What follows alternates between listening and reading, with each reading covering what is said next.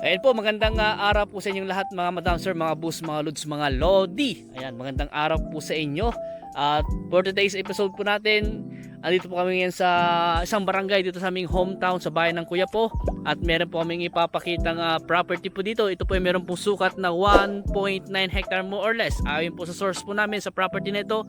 At ang entrada po niya nasa mga 40 to 50 meters po. Simula po doon sa may poste hanggang doon po sa mga kasama ko. Ayan. So at yun nga po ay itong property nito ay ano po siya, tawag dito, rice land. Ayan po, rice land. At meron pong fish pan. At may mga iba't ibang puno rin po na tumubo, o yung iba po ay tinanim po nila. So may mga saging, may mga akasya, at meron na pong isang mangga, sabi ng aming source sa property na ito. So ang presyo ng property ito, ilan yung presyo niya, boss? Boss, ilan yung presyo niya? 3.5. Asking pa yun at negotiable pa. Yan, upon viewing.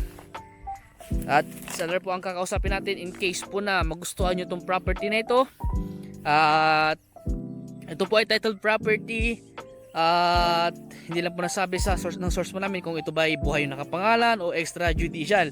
So wala po siyang idea kasi bago lang po kasi yung source po namin sa property na ito.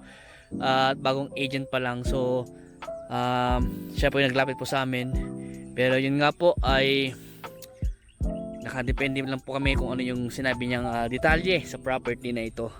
So maganda po itong property na ito. At itong ano po niya, palayan po niya medyo may pa-slope konti, para siyang rice terraces. Meron siyang may ganun konti. At yung bahay doon po, sa may bahay doon ay sa-subdivide. So hihiwalay daw yung bahay po doon sa part na yon. So panoorin nyo po yung drone video po na ito dahil 1.9 hectare po ito. Baka hanggang doon pa yun po sa may mga ano yan, boundary na yun. Sa may mangga, boundary na yun, boss. Sa may mangga. Sa may paper tree kasama pa ito daw yun. Sa may paper tree kasama pa yun yung mga Gemini na doon. So ang shape po ng property nito para siyang square din. Yung Yung mga kahoy na yun. Yung mga kahoy na yun. ayun dyan, yung ano yung kakwati doon. Yan.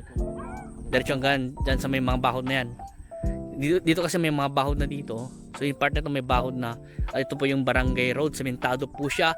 Hanggang doon po sa town proper, sementado na po yung daan. May mga lubak nga lang po, konting lubak. Pero kayang-kaya naman po kahit kotse. At mas maganda po sana pag nag-viewing po kayo, mas mataas yung pang-ilalim. Ayan po. Pero lahat naman po ng data natin papunta rito sa property ay sementado po. So may power line na, may internet connection na rin po diyan.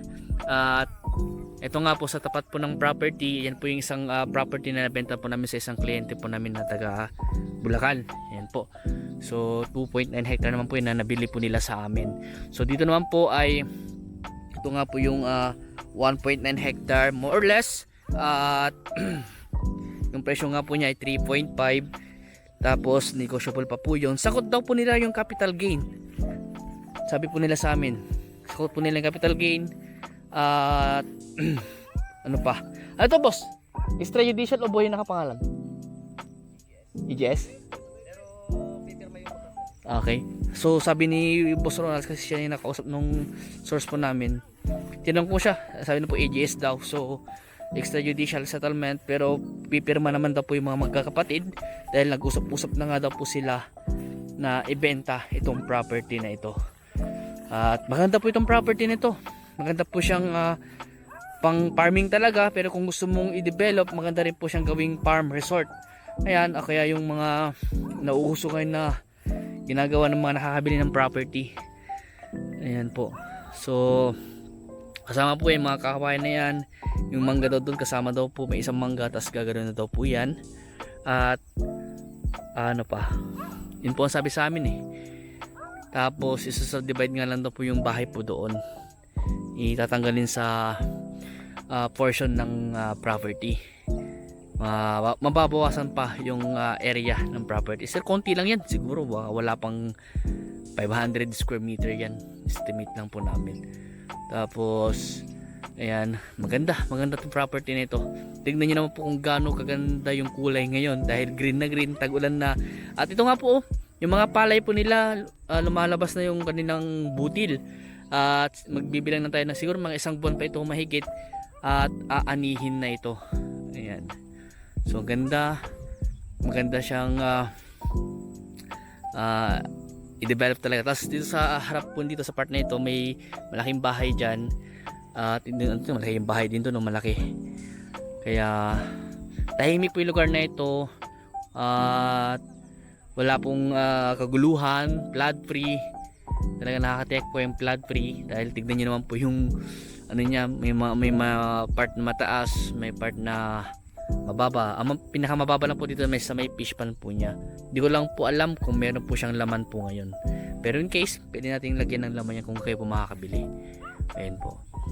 So, hanggang dito po muna. At meron pa po kami mga property na iba-vlog.